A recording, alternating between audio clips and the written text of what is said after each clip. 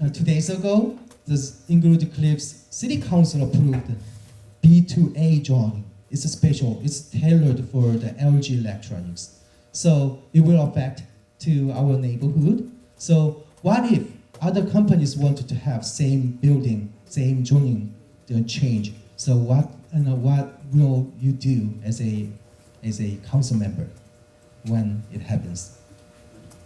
And what is your opinion about LG's application?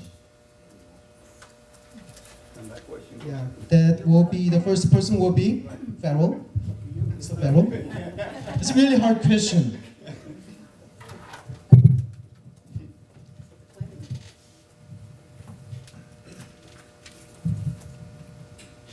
Well, this is already decided by the council, and I think the town should have been more involved on this decision. It should have been make sure that everybody in town knew about it, because there are many people that we're walking, and a lot of people, even though it happened, it's a big news, but there are a lot of people that don't even know about it. At this time, believe me, I find some people, I don't know where they have been living all this time, because, you know, it's happening. A lot of people don't even know that that's going on.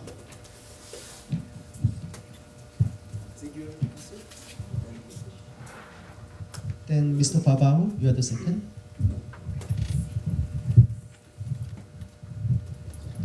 This particular project, the rezoning from Bayview Avenue all the way up to, I think it's New Street, was discussed at the planning board level for 3 or 4 meetings.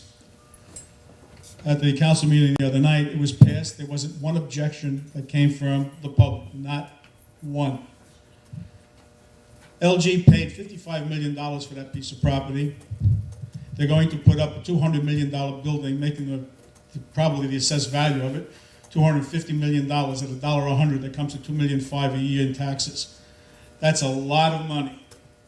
Our entire budget right now is $13 million and change. You take $2.5 million on top of that, it's almost 16% of our budget.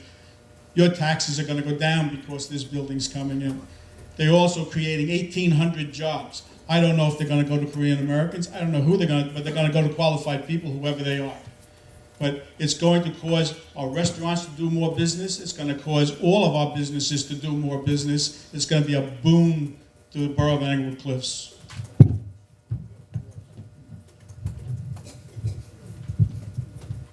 Ms. McMorrow. Thank you. First of all, I just want to say that I think that LG is a wonderful corporate citizen. I just want to tell you a quick story, nothing to do with the dealing here with this. I had an electronic signboard installed, and I had some monies that were given through the Board of Health, and LG was the only company that was willing to help. This was 2 years before anything to do with this project, but I'm just saying they're wonderful corporate citizens. I think it's great that they chose Englewood Cliffs to keep their headquarters. We should be honored that they are here.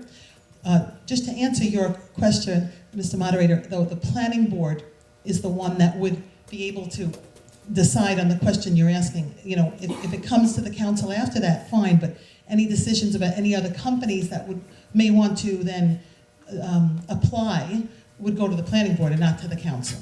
So just to make that, you know, and I'm not on the planning board, and the members of the planning board are appointees by the mayor.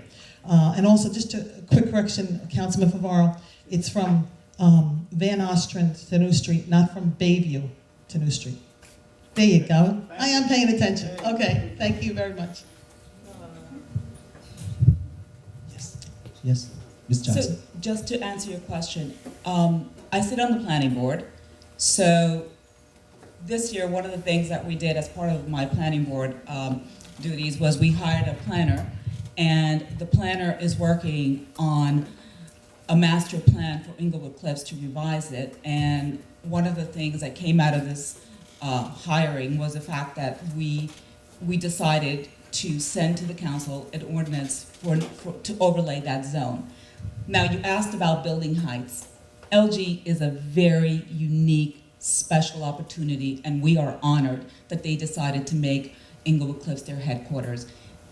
It will be a state-of-the-art building. It will be a building that is environmentally correct, and it had to go before the Board of Adjustment, and the Board of Adjustment, who is no longer in existence, spent a great deal of time vetting the project and making sure that it is what we wanted for Englewood Cliffs.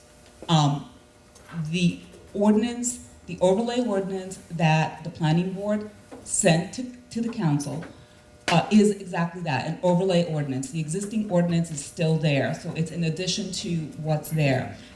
This allows businesses to sort of reconfigure themselves.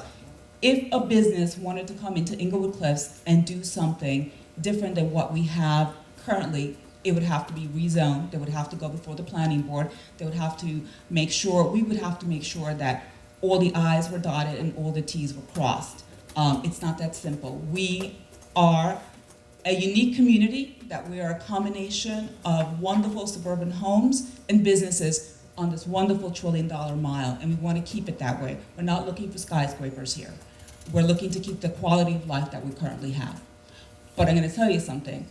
LG is going to be a wonderful boon for Englewood Cliffs, because it's going to bring jobs and it's going to open up that area to make it better. Thank you. Thank you. Yeah, Mr. Barbato, 30 seconds. One point I forgot. LG is being built on 25 acres. And it's the only 25-acre tract in the borough of Englewood Cliffs, as far as I know, unless some companies got together and knocked. But this is on the east side of US Route 9W.